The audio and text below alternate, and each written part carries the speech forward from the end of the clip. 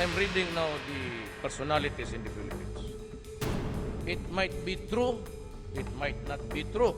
Madaling araw nitong linggo, isa-isang pinangalanan ni Pangulong Duterte ang 159 na opisyal ng gobyerno, kabilang na ang ilang huwes, mga opisyal ng AFP at PNP, mga alkalde, bisi-alkalde at ilang mambabatas na di umano'y sangkot sa kalakaran ng iligal na droga. I give you 24 hours to report to your mother unit or I will whack you.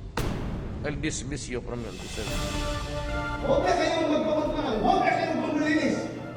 Hanggat ako si PNP, hindi ako papayag na kayo nakikinabang sa pira ng duga po. Oo, yan, ha? Hindi ako papayag. Hindi ako papayag. Now there are now 600,000 Filipinos addict, pusher, and user. Ang presidente na mismo ang nagsabi, nabubuhay ang iligal na droga dahil sangkot ang mga opisyal ng gobyerno. Kaya hindi malayong hanggang sa pinakamaliit na komunidad, patuloy ang kalakaran. Si Rebecca Limbawa, hindi niya tunay na pangalan, mahigit 20 taon ng sangkot sa bentahan ng shabu. 90s yata. 45 pa lang ang bato. Agumpisa na ako. Ilalagay sa foil pa lang yung bato. Kaya hindi dinudurog yung buo talaga. Dahil naka-foil niya eh. Pagka ano, tatapon. Hanggang sa tumaas nga, naging piso, naging 150, naging 2. Lumabas yung bato, pusher talaga ako. Siya rin daw ang nagre-repack ng droga, maging ang kanyang asawa, naturuan rin niya kung paano magtulak. Ang kita nila noon, 2,000 piso kada araw. Kahit ngayon marunong ako mag-repack eh. Yan, tinitimbang lang yung gramo-gramo. Tansyado na lang yung ganong kaliliit. Masasanay ka naman pagka araw-araw ginagawa mo. Saan ka nag-repack? Sa bahay lang. Maging siya minadong nalulong sa paggamit nito. Sa ngayon, dahil sa takot, pinili na lang ni Rebecca na maging runner o taga-deliver ng shabu.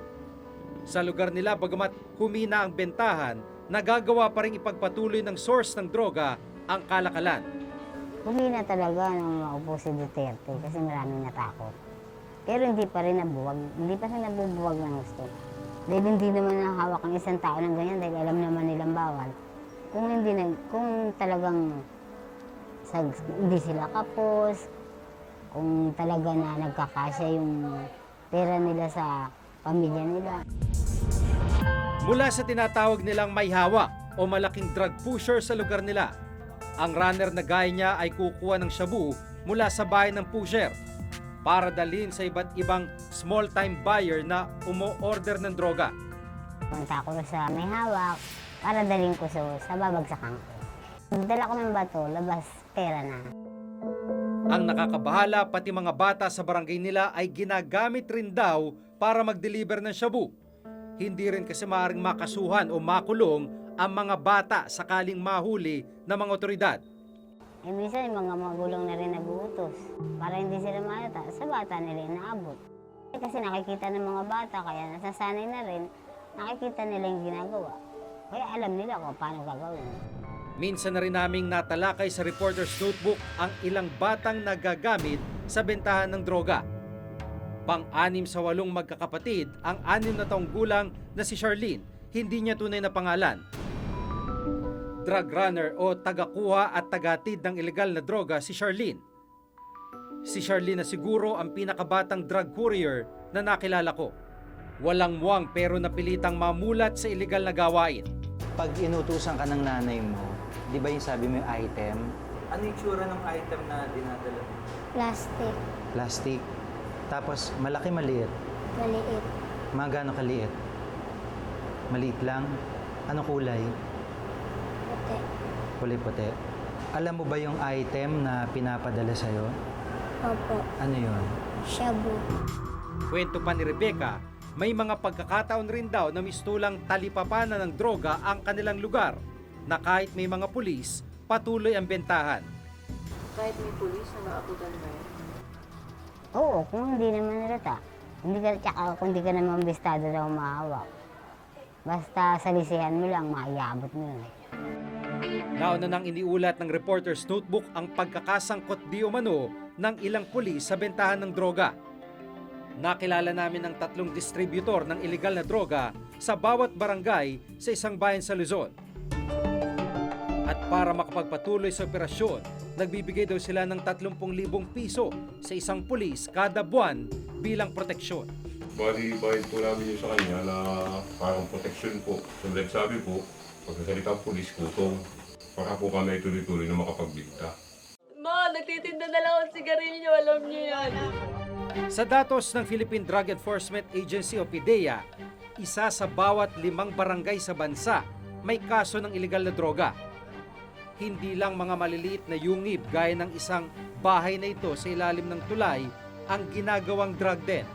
Dahil maging ang ilang bahay sa mga high-end subdivision, minsan ang ginamit sa paggawa ng droga. Bahagi ng kampanya ng kasalukuyang administrasyon kontra droga ang pagpapangalan ng mga di umano'y sangkot dito. Alam ko gusto niyo malinis yung ating bansa. Baka sakali mademanda itong mga taong ito, administrative or criminal, then they should have due process. But may mouth, walang due process dito. Hindi natin sinasabi na tama o hindi. Wala siyang nilalabag dahil wala namang batas na nagsasabing hindi pwedeng isiwalat ang resulta ng intelligence reports. Hindi naman yata niya napulot sa basura yun at nag-raffle. Hindi naman niya sinasabing arestado kayo, aresto yan, patayin, shoot to kill. Hindi naman po yun. At ang ibig sabihin din po na sila ay may kailangan nilang mag-explika o magpaliwanag, hindi sa kanya. Kanya-kanya po yun. Kabilang sa pinangalanan ang 8 dati at kasalukuyang hukom, 75 aktibo at retiradong opisyal ng Philippine National Police at Armed Forces. At mahigit 50 opisyal ng lokal na pamahalaan, kabilang ng ilang kasalukuyan at dating alkalde at vice-alkalde. 2 sa mga nasa listahan, mga mambabatas. Alas 6 pa lang ng umaga nitong Lunes, nag-abang ng Reporter's Notebook at iba pang miyembro ng media sa mga opisyal na tutungo sa Camp Crame. Isa-isa nang nagdatingan ng ilan sa mga nabanggit. Sa multipurpose hall ng Camp Crame, unang pinulong ni PNP Chief Ronald Bato de la Rosa ang mga aktibo at retiradong opisyal ng PNP. Narco-politics. Tingnan nyo, sino mga mayor ngayon? Mga mayor na nanalo. Mga nanalo din sa drug money. Tapos tayo, satisfied na tayo na makinabang sa pera ng narcotics. Hanggang ako si PNP, hindi ako papayag na kayo mga nakikinabang sa pera ng duga po. Oo, meron, ha? Hindi ako papayag. Hindi ako papayag. Let's bring pride to this uniform we wear. Sa opisina naman ng Criminal Investigation and Detection Group o CIDG, pinulong ang ilang alkalde at vice-alkalde na kusang pumunta sa Camp Crame. Closed door ang kanilang usapan, walang pinapasok na media. Sa aming pag-aabang sa labas, pumayag na magbigay ng payag ang isa sa mga pinangalanan ni Pangulong Duterte na si Dato Rasul Sangki, mayor ng Apatuan, Maguindanao. Okay naman. Total, sabi na ni Colonel Chief PNP Bato, kung sino po yung dapat magpago. Pero hindi ibig sabihin na involved ako. Inilinis ko lang ang pangalan ko. Kabilang rin sa mga pumunta sa Crame ang dating alkalde ng San Pablo City at ngayoy City Administrator na si Vicente Amante.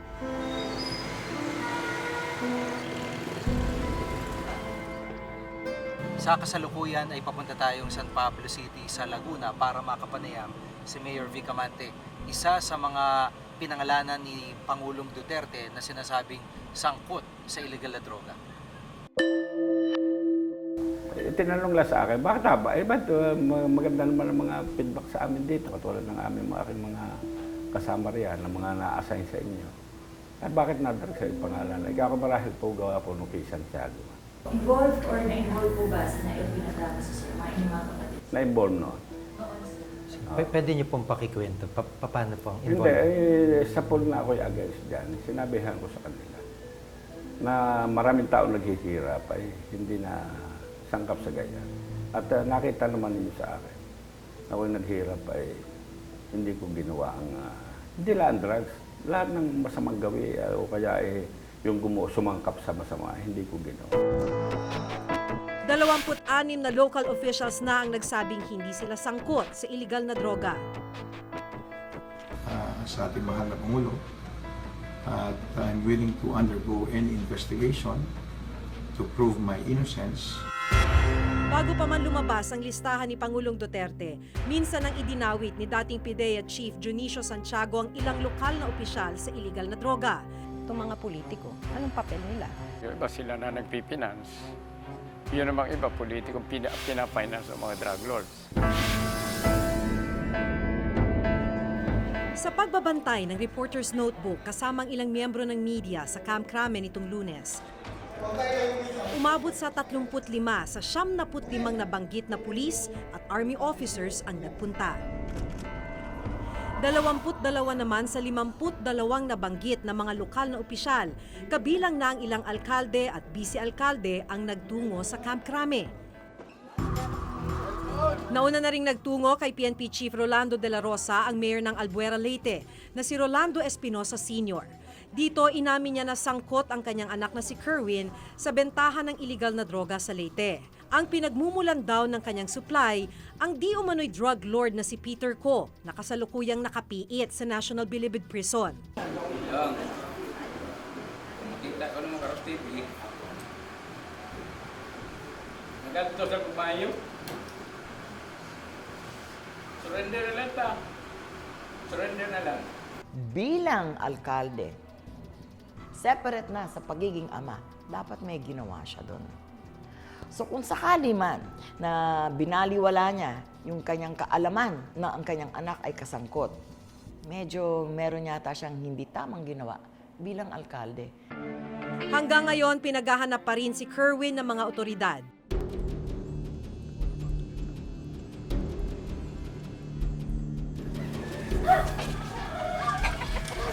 Nang magtungo ang GMA News sa bahay ng mga Espinosa sa Albuera, Leyte, natuklasan ang ilang kilo ng shabu, mga matataas na kalibre ng baril at ilang mamahaling ari-arian. Napatay naman ang 6 na tauhan ng mga Espinosa sa ginawang operasyon ng mga otoridad. Nitong Miyerkules, umabot naman sa 88 milyong piso ang halaga ng nakumpiskang shabu sa bahay ng mga Espinosa.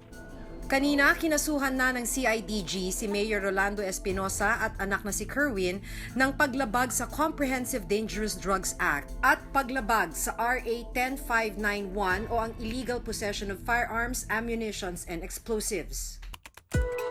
Base sa inisyal na pananaliksik ng Reporter's Notebook, kung pagbabasehan ang listahan na inilabas ni Pangulong Duterte, sa kabuang bilang na 81 probinsya sa buong Pilipinas, 29 rito ay may mga lokal na opisyal na pinangalanang sangkot di umano sa iligal na droga. At ayon sa Administrasyong Duterte, hindi pa ito ang huling listahang kanyang ilalabas.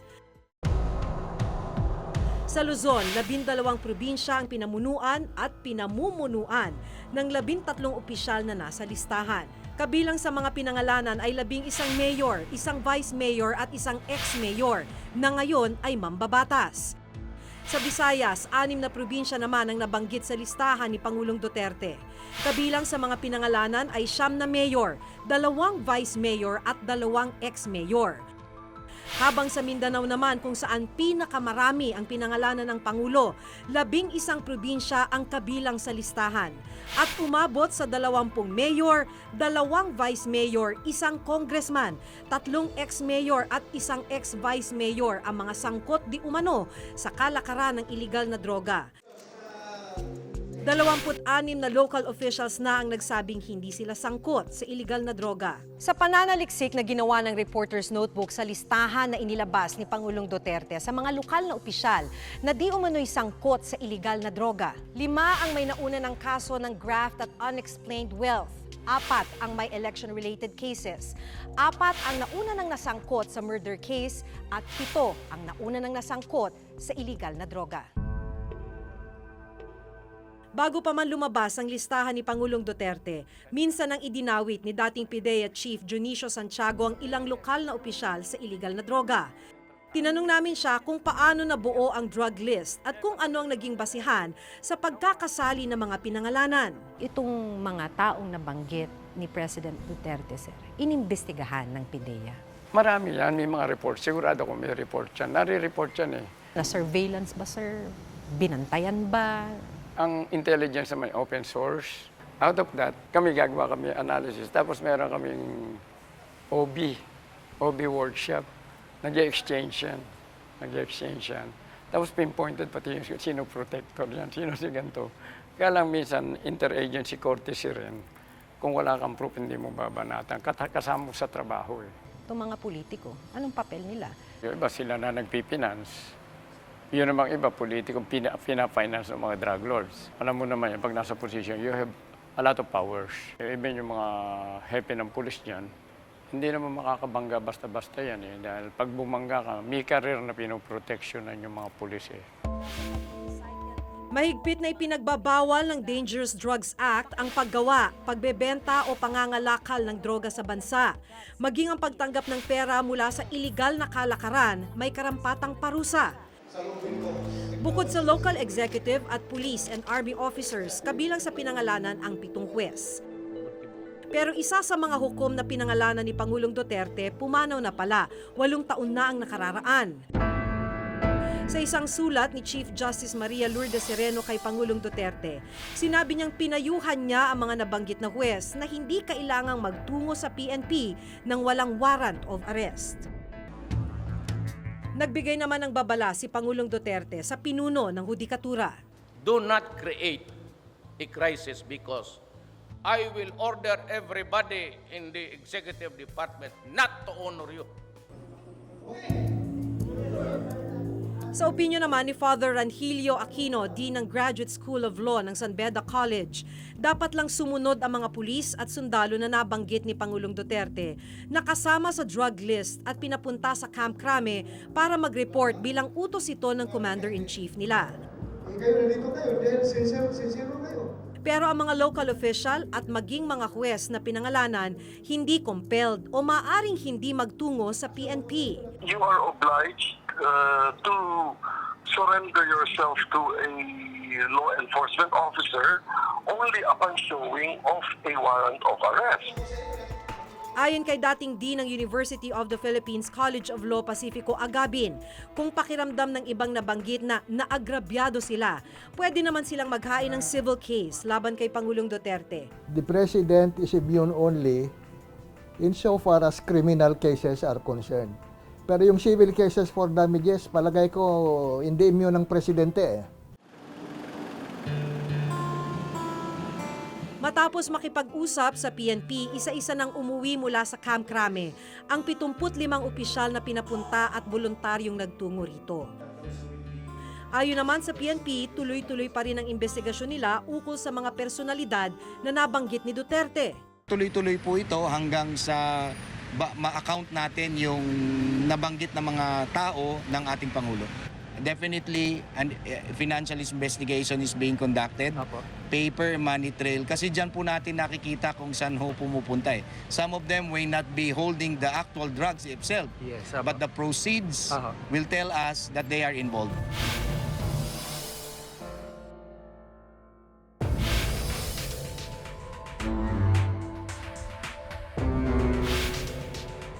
Madugo ang giyera kontra droga. Umabot naman na sa mahigit 250 milyon ang voluntaryong sumuko na sa mga otoridad.